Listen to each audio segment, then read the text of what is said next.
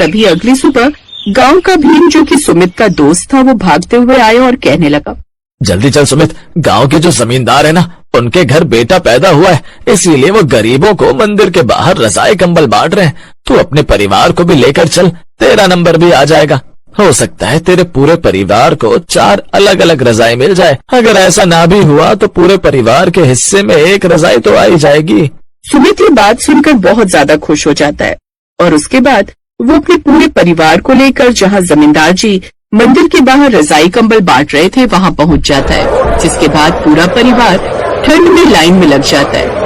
लेकिन मौसम की मार थी या प्रकृति का अत्याचार कि तभी जोरों से बारिश होने लगती है और उसका पूरा परिवार बारिश में भीगने लगता है। राजू ने कांपते हुए कहा, माँ, बहुत ज्यादा ठंड लग रही है। उतनी ठंड तो हमारी उस झोपड़ी में भी नहीं लगती जिसमें जगह जगह छेद हो रहे हैं। माँ, कुछ करो ना। बेटा बस थोड़ा सा इंतजार कर ले, जैसे ही हमारा नंबर आ जाएगा हम रजाई लेकर यहाँ से चले जाएंगे और उसके बाद उस रजाई के अंदर हम आराम से सोया करेंगे। वो लोग काफी देर तक बारिश और ठंड में खड़े रहते हैं और जब तक उनका नंबर आता है किस्मत से एक ही रजाई बचती है और जमींदार वो रजाई सुमित के परिवार को दे देता है।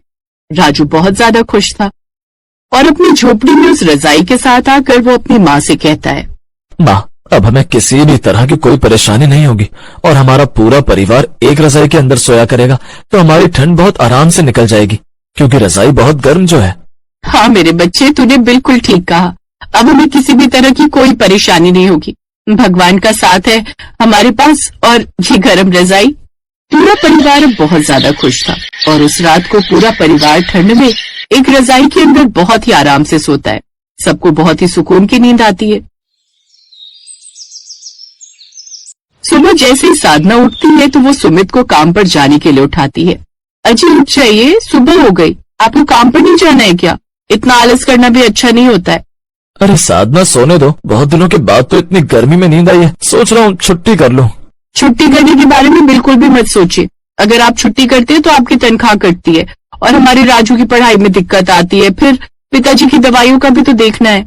चुपचाप उठ जाइए और काम पर जाइए, वरना मैं इस रजाई पर पानी डाल दूंगी और उसके बाद वो हफ्ते भर तक नहीं सूखेगी। सुमित ये बात सुनकर डर जाता है और चुपचाप उठकर काम पर चला जाता है। वहीं मनीष दोपहर में लकड़ियां काटने चला जाता है। राजू स्कूल गया हुआ था और साधना ने सोचा, अभी तो घर पर कोई भी नहीं है, क्यों ना मैं अपनी नई रजाई को थोड़ी देर धूप लगने के लिए धूप में डाल दूं। इस बहाने ये थोड़ी ठीक हो जाएगी। वैसे भी इतनी मेहनत से मिली है, थोड़ी देर धूप में रहेगी तो इसकी नमी दूर हो जाएगी और ये और भी आरामदायक लगेगी।